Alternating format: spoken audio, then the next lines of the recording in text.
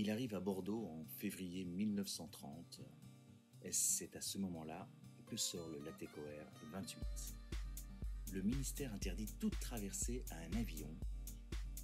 Qu'à cela ne tienne, on va le transformer en hydravion. L'Aigle Mermoz va se transformer en albatros. Mermoz essaie le nouveau Laté tout en continuant à transporter le courrier.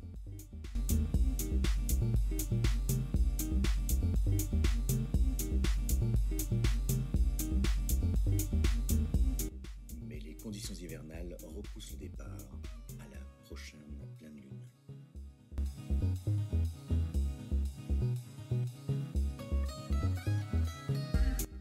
En effet, une partie du vol se déroulera la nuit et la lune lui apportera la lumière nécessaire pour voler dans le poteau noir. Mais qu'est-ce donc ce poteau noir tant redouté?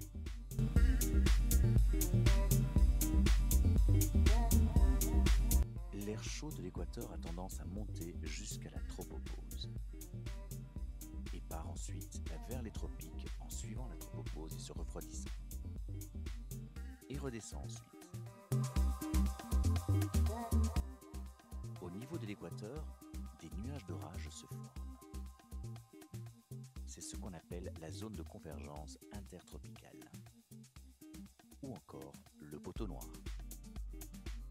Mermoz, Darby et Gimier quitteront Saint-Louis au Sénégal le 12 mai 1930 pour atteindre Natal un petit peu plus de 21 heures plus tard. Le retour sera un petit peu plus laborieux. Mermoz n'arrivera à décoller qu'après 53 tentatives. Une avarie moteur forcera Mermoz à se poser en mer. L'avion sera tracté par la bise au fossé et sombrera en mer suite à une faiblesse d'un des haubans d'ailes. Le 23 août 1930, il se marie avec Gilberte Chazotte.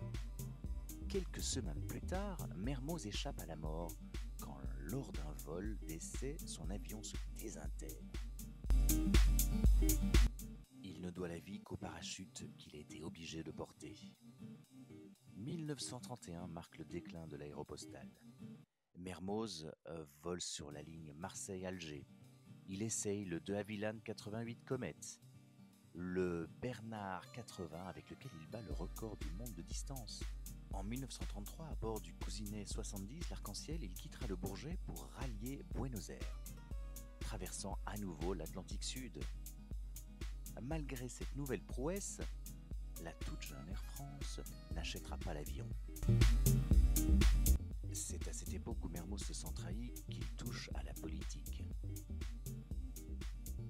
Mermoz continue à traverser l'Atlantique Sud à bord d'un Laté 301, d'un Blériot 5190, d'un Farman F220.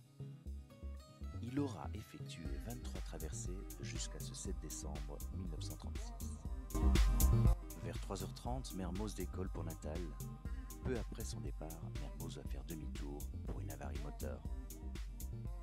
Le moteur est réparé et face à la pression commerciale, Mermoz repart.